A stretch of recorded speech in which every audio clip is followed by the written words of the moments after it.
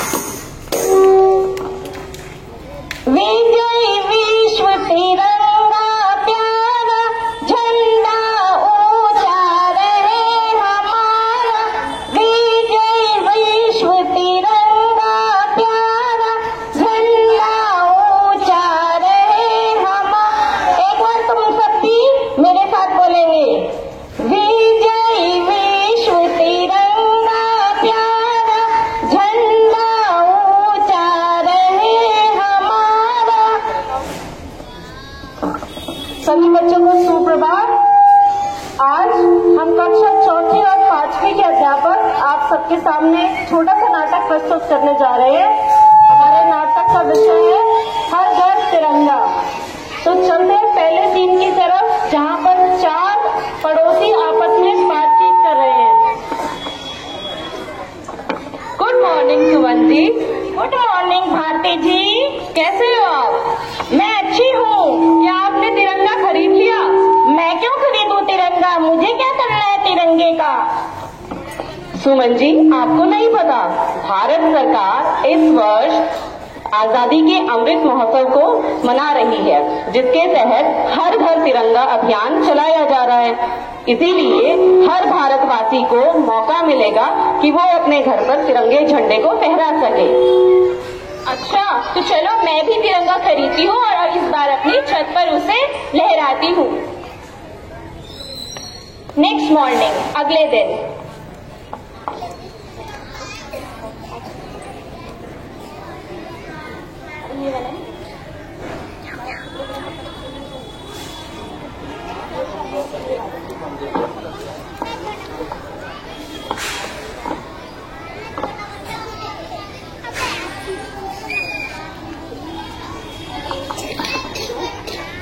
अरे ये क्या, आपने तिरंगा नीचे फेंक दी? चला गया फोटो 15 अगस्त चला गया, फोटो को अगर खींच गई हो गया तो झंडे का काम। अच्छा, तो क्या झंडा सिर्फ फोटो ही खिंचवाने के लिए होता है, हाँ या ना? आप पता मिलेगा कि वो अपने घर पर तिरंगे झंडे को फहरा सके। अच्छा, तो चलो मैं भी तिरंगा खरीदती हूँ और इस बार अपनी छत पर उसे लहराती हूँ। नेक्स्ट मॉर्निंग, अगले दिन।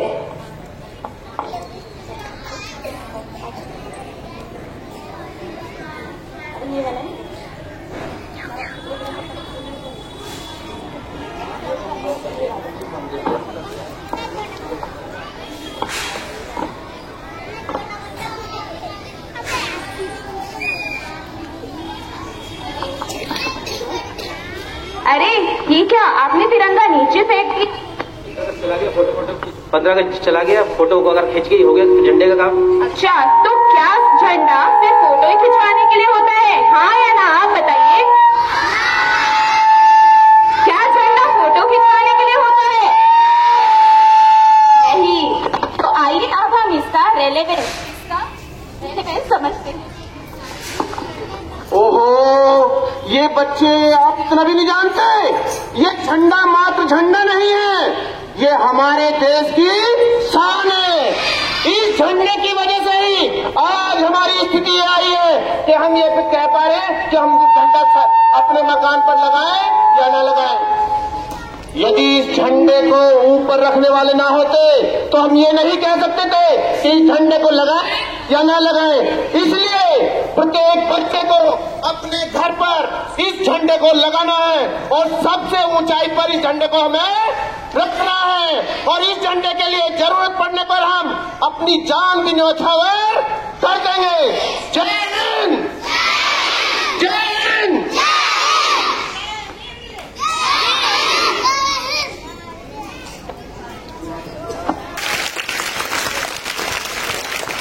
सारे जहां से अच्छा हिंदुस्तान हमारा, हमारा सारे जहां से अच्छा हिंदुस्तान हमारा, हमारा सारे जहां से अच्छा। विजय विश्व तिरंगा प्यारा, झंडा ऊंचा रहे हमारा। विजय विश्व तिरंगा प्यारा, झंडा ऊंचा रहे हमारा।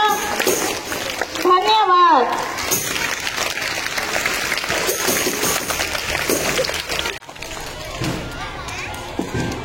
भाई अपने टीचर्स के लिए, उत्साहवर्धन के लिए खूब जोरदार तालियां बजाइए। और जो से सबसे छोटी क्लास है, जैसे छोटे छोटे नन्हे मुन्ने बच्चे होते हैं, जैसे ही पहली और नर्सरी के टीचर आपके सबसे छोटे नन्हे मुन्ने टीचर्स हैं। आइए एंजॉय करिए वीर शहीदों की अमर कहानी, जिनके बारे में आपको शिक्षा देंगे और ये बताएंगे कि उन्होंने कैसे देश के लिए अपना बलिदान दिया। तालियां।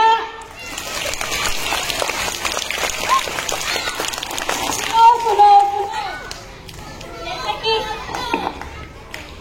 कि आप सभी जानते हैं कि हम मना रहे हैं आजादी का अमृत महोत्सव। क्या बना रहे हैं? बना रहे हैं घर घर हर घर तिरंगा। क्या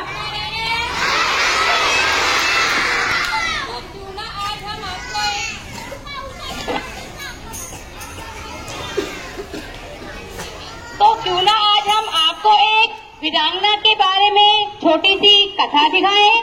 क्या आप देखना चाहेंगे?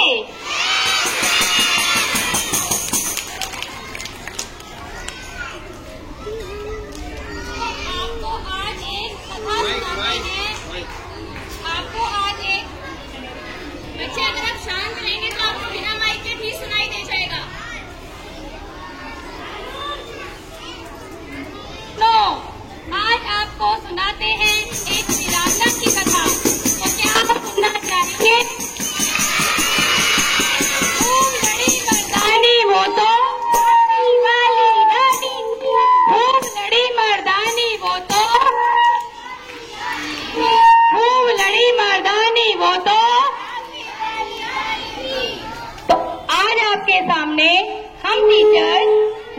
लक्ष्मीबाई के जीवन के कुछ पल एक छोटी सी कथा के रूप में प्रस्तुत करने जा रहे हैं। आशा करते हैं आप सभी को अच्छा लगेगा।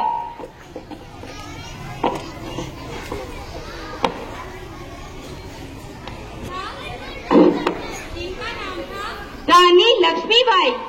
रानी लक्ष्मीबाई का जन्म 19 नवंबर 1828 को उत्तर प्रदेश के वाराणसी के भवैनी नगर में हुआ। इनका बचपन का नाम मणिकर्णिका था। इनके पिता इनको प्यार से छबीली कहकर पुकारते थे। ये आप देख पा रहे हैं, ये छोटी सी रानी लक्ष्मीबाई हैं, जिनको प्यार से मनु कहते थे, मणिकर्णिका कहते थे। ये अपनी माता के साथ खेल रही हैं।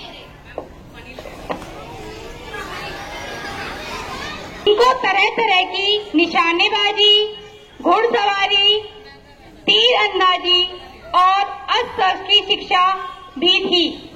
ये इन सभी शिक्षा में बहुत अच्छे से निपुण थी। 15 वर्ष की आयु के पश्चात ही इनका विवाह सन 1850 में गंगाधर राव से हुआ और अगले ही साल सन 1851 में इन्हें एक पुत्र की प्राप्ति हुई।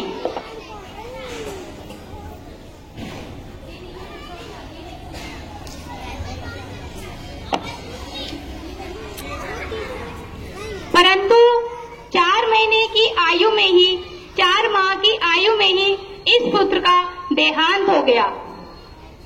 पुत्र के देहांत के बाद झांसी के राजा ये दुख बर्दाश्त नहीं कर पाए और 21 नवंबर 1853 को ही इनके राजा जल बसे। राजा गंगाधर राव, जो कि झांसी के राजा थे, इन्होंने अपने जीवन काल में ही अपने परिवार के बालक दामोदर राव को दत्तक पुत्र मानकर अंग्रेजी सरकार को सूचित कर दिया था, पर सरकार ने यह सूचना स्वीकार नहीं करी। उन्होंने इसको दत्तक पुत्र नहीं माना।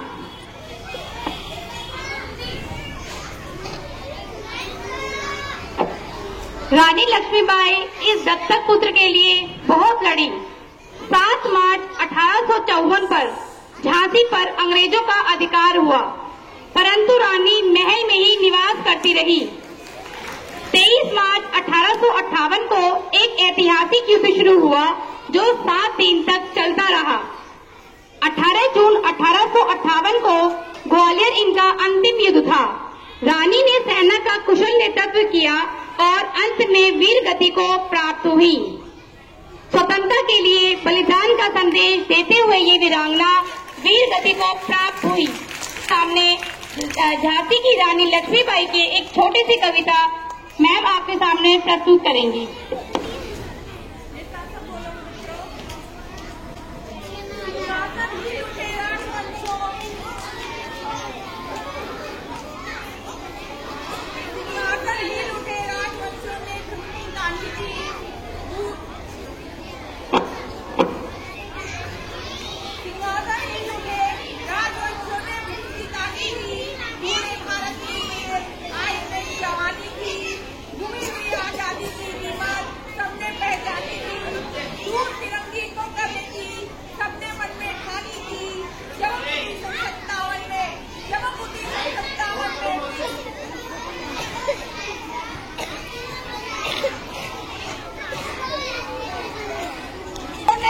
जानी थी, पूरे भारत में आई, फिर से नई जवानी थी। घूमी हुई आजादी की कीमत सबने पहचानी थी।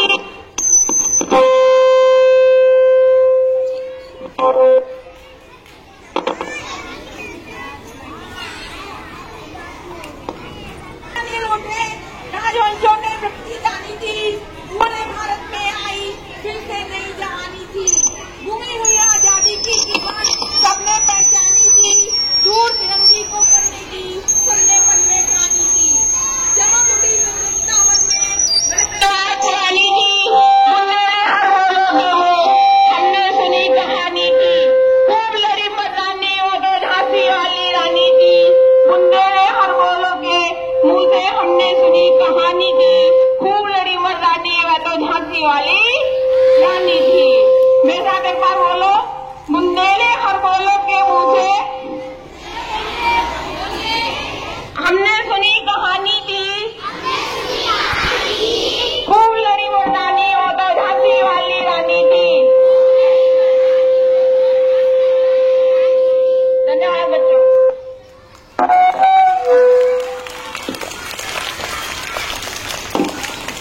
अभी झांसी की रानी लक्ष्मीबाई के बारे में एक स्किट देखा और उसके बारे में आप लोग तो अभी बहुत छोटे हो, लेकिन जब हम बचपन में तीसरी, चौथी, 5वीं क्लास में पढ़ा करते थे तो ये कविता हमें याद हुआ करती थी। बुंदेले हर बोलो के मुख, हमने सुनी कहानी थी, खूब लड़ी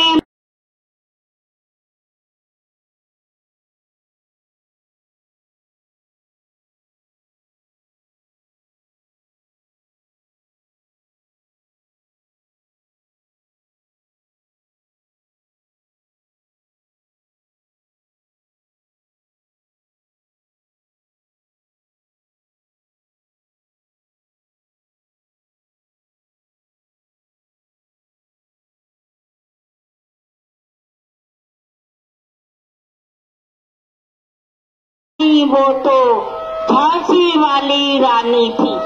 तो आप सभी ने इस स्किट से क्या अपेक्षा ली?